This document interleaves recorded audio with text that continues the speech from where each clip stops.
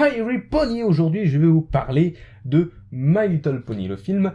Je vais même faire mieux que vous en parler, je vais même le critiquer. Film sorti le 18 octobre pour nous français, et le 6 octobre pour les américains, punaise ils l'ont eu 2 semaines avant nous. Donne la rage, mais c'est pas grave, on va rester avec le sourire et parler du film. Vous avez peut-être déjà vu la vidéo qu'a fait Toro Picana sur le sujet, que je vous recommande d'ailleurs d'aller voir si ce n'est pas déjà le cas. Quand même restez parce que dans cette vidéo je vais aussi aborder quelques points qu'il n'a pas abordés et qu'il me semblait assez essentiel d'en parler. Mais je vais aussi reprendre certains points qu'il a dit, bon, rapidement pour éviter les Reddit, parce que ça s'accordait bien avec ce que je veux dire. De toute façon je le dirai lorsque ça vient de lui, comme ça ce sera clair. Dans cette vidéo ça va un tout petit peu spoiler, rien de grave cependant, mais soyez au courant quand même. Alors pour parler du scénario, il est archi classique. Franchement, je pense pas qu'on aurait pu faire plus classique que ça pour un film My Little Pony. Tout va bien avec Estrella, les méchants arrivent, c'est le sbeul, et Twilight part chercher de l'aide. C'est sûr, on pourra pas les accuser d'avoir fait un mauvais scénario. Même si à la fin il y a un petit twist qui certes n'est pas révolutionnaire, mais qui fait toujours plaisir à voir. Quand même, soyons d'accord, si jamais on va voir un film My Little Pony, ce n'est pas pour son scénario, mais plutôt pour la mise en épreuve des Main Six. D'ailleurs, parlons d'elle, et ma phrase n'était pas française. Les Main Six, et les princesses au passage, sont plutôt bien présentés dès les 5 premières minutes du film. Leur rôle, leur personnalité et ce qu'elles font dans la vie sont plutôt bien mis en place, et on les comprend assez vite, quand bien même des fois pour les princesses, surtout Cadence, elle est absolument pas présentée. Elle parle même pas dans le film. Elle parle même pas une seule fois. Peut-être qu'elle parle au bout d'un moment, mais elle ne parle pas. Après, c'est vrai que Cadence, elle est inutile. D'ailleurs, en parlant des personnages, parlons de Twilight Sparkle, l'héroïne principale, si on exclut évidemment les autres Man Six. Alors, si vous m'avez bien écouté, vous savez que tout le sort d'Equestria repose entre ses sabots. Ce qui franchement c'est assez marrant lorsqu'on y pense parce qu'au début du film elle stresse beaucoup parce qu'elle doit préparer sa fête de l'amitié. Et d'un seul coup elle se retrouve avec tout le sort d'Equestria entre ses sabots. D'un seul coup comme ça. Et ses amis vont vraiment pas arranger la chose puisque ça va être à de nombreuses reprises la cause de ces quelques soucis qu'elle va rencontrer sur la route. Bon quand même à la fin il y a un petit twist qui fait que cela s'inverse mais pas de spoil. Et franchement ça fait plaisir de voir Twilight Sparkle aussi imparfaite que ça dans le film, parce que franchement ça donne des moments plutôt mémorables. Surtout vers la fin du film là où elle fait un truc mais...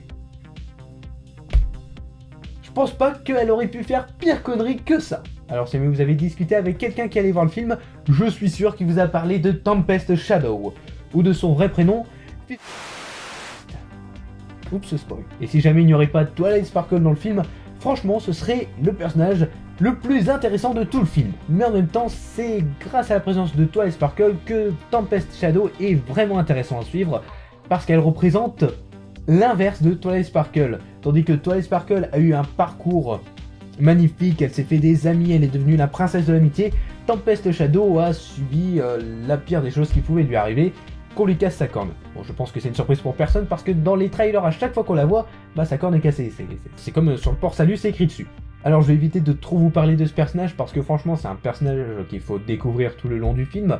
Mais franchement elle a un passé vraiment intéressant qui nous est raconté au bout d'un moment dans une superbe musique qui franchement je l'écoute de temps en temps en boucle pendant des heures.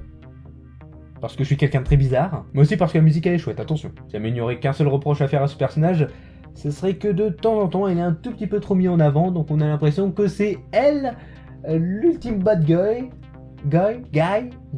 l'ultime bad guy, alors que c'est faux. Ben non, c'est le roi Strom, elle, c'est que son valet.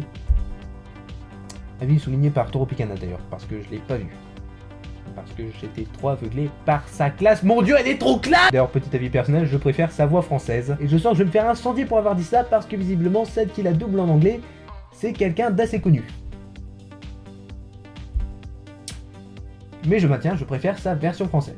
D'ailleurs, je viens de me rendre compte au montage que je vous ai oublié de parler de la version française et de la version originale. Alors, sans surprise, la version originale est supérieure à la version française. Mais la version française, elle est pas si mal que ça, parce qu'ils ont eu le temps de pouvoir bien le doubler, Donc si jamais vous vous retrouvez à devoir voir le film en français et que vous préférez la vidéo comme moi, ben pas de panique, c'est regardable. Sauf pour les chansons là où c'est vraiment de la merde. Je tiens à préciser qu'à partir de maintenant jusqu'à ce timecode, je vais un peu beaucoup spoiler ce qui va se passer dans le film.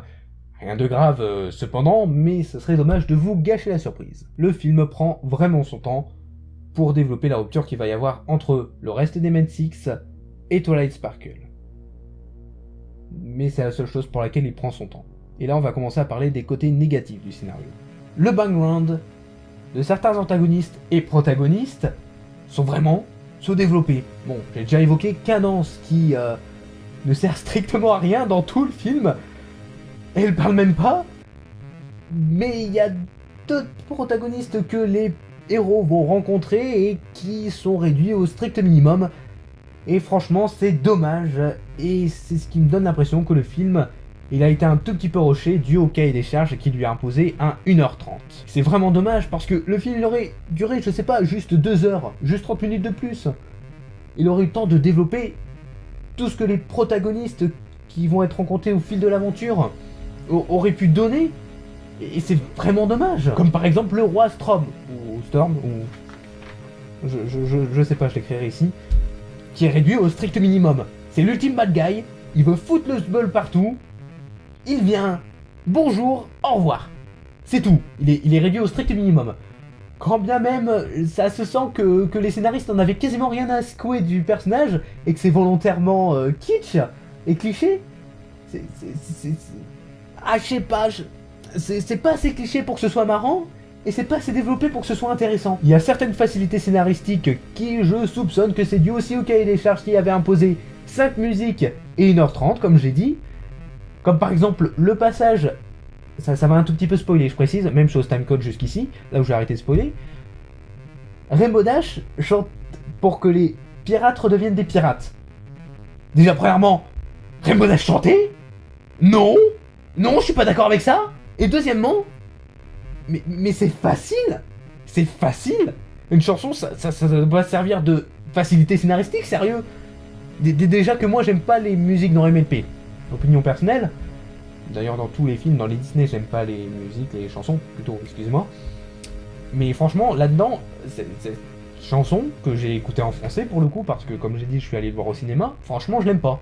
Franchement, je la déteste. Et je pense que les scénaristes en avaient aussi probablement rien à secouer, qu'ils ont expédié ça comme ça. Et c'est vraiment dommage, parce que les pirates, et le chat par extension, qui j'ai oublié le nom, parce que franchement, on s'intéresse vachement trop peu à lui pour qu'on se souvienne de son nom, sont vraiment exploités au minimum, comme je l'ai dit. Mais ça va, ils sont toujours mieux exploités que le roi Strom, qui lui, franchement, il a un rôle collé sur sa tête, et puis c'est tout, il est cantonné à ça. Tandis que les pirates et le chat, ben, ils servent quand même à quelque chose. Mais ils sont vraiment réduits au strict minimum, et ça aurait été intéressant d'en avoir un peu plus sur eux. Comme j'ai dit, les princesses sont inutiles. Franchement, elles sont là, elles passent. Bonjour, au revoir aussi, hein.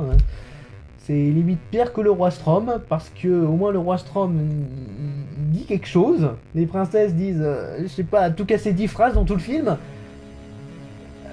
Et il y a aussi Fluttershy qui ne sert à rien. Avis souligné par Toro Picana, je vous conseille d'aller voir sa vidéo encore une fois pour voir de quoi il en retourne. Et certains trouveront que Pinkie Pie est un tout petit peu trop lourde dans ce film. C'est l'avis de certaines personnes. Pas celle de mon père bizarrement qui a assez apprécié le personnage. Car oui, je suis allé voir le film avec mon père. Mais voilà, ça passe. Et parlons maintenant du visuel. Le film, il est beau, bon Dieu. J'ai envie de chialer tellement que le film il est beau. Alors autant lorsque j'avais appris que le film serait en 2D, je m'étais dit ils auraient pu faire le film en 3D, ça aurait été cool. Et le film a prouvé que non, que c'était même mieux que ce soit en 2D parce que c'est de l'animation traditionnelle. Et mon Dieu, ça se sent, c'est soigné, c'est beau. Et les décors sont en 3D. Quand même de temps en temps, ça ne colle pas trop, qu'on sent que les personnages sont un peu plats. Franchement, c'est beau et ça a son charme. Ça a vraiment un charme que je ne pourrais pas expliquer, qui vraiment, c'est vraiment beau, je saurais pas dire. Les scènes sont vraiment dynamiques, les combats sont jouissifs, le contraste est bien géré avec les couleurs des poneys et le décor qui l'est un tout petit peu moins, encore une fois je vais rien dire de plus. C'est visuellement excellent. Visuellement, j'ai rien à redire là-dessus. Si ce n'est le mélange 2D, 3D qui de temps en temps ça ne colle pas trop. Mais même dans ses imperfections, ça a son charme. Visuellement, ce film est une tuerie. J'ose le dire, ce film, visuellement, est une tuerie. Et le visuel est tellement réussi que ça me fait limite chier que les protagonistes, certains protagonistes, sont scénaristiquement un peu creux, mais pas de panique. Il existe le préquel. Alors vous allez me dire, qu'est-ce que c'est que le préquel? Je pense que vous n'êtes pas sans savoir qu'il y a des BD ou des comics, comme on appelle aux États-Unis, My Little Pony. Alors il y a plusieurs séries, il y a Friendship is Magic, Friend Forever, Enfin bref, vous m'avez compris, il y a plusieurs séries. Et il y en a une qui était sortie dernièrement, c'est My Little Pony, The Movie Prequel, qui est, comme son nom l'indique, un préquel à My Little Pony le film. Alors quand bien même ce préquel est dispensable et n'est pas nécessaire à la bonne compréhension du film, ça a le mérite d'apporter un passé aux pirates et surtout aux chats qui franchement, dans le préquel, a vraiment un background vraiment intéressant. Franchement, je vous recommande d'aller les lire avant, voire même après avoir vu le film, mais surtout avant, parce que franchement, ça apporte quelque chose au film. Bon, pour le roi Strom, dans le comics, ils en ont toujours rien à secouer, hein. Il est comme ça. Salut, je suis le roi Strom, je fous le sbeul. Pourquoi? Parce que j'aime bien. C'est tout. Je suis né pour foutre le sbeul. Et je caricature pas, c'est vraiment comme ça dans le comics. Et quand bien même, comme l'a souligné Toru Picana, eh bien le background de Equestria est vraiment développé dans ce film. Comme par exemple que en dehors de Equestria, le monde de My Little Pony, ça craint vraiment du cul. C'est vraiment un monde là où t'as pas envie de vivre. Mais même chose, je vais pas plus développer parce que ça revient à Toru Picana de vous expliquer cela. En conclusion, qu'est-ce que je pourrais dire du film My Little Pony? C'est certainement pas un chef-d'œuvre. C'est certainement pas une révolution, mais c'est un vrai bon divertissement, intelligent par moments, surprenant par d'autres, que je vous recommande vivement d'aller le voir. Que vous ayez vu la série ou non, allez voir le film. Au mieux, vous adorerez le film, vous allez même le trouver excellent. Au pire, vous passerez un bon divertissement. C'était Adi Lord, et allez voir le film.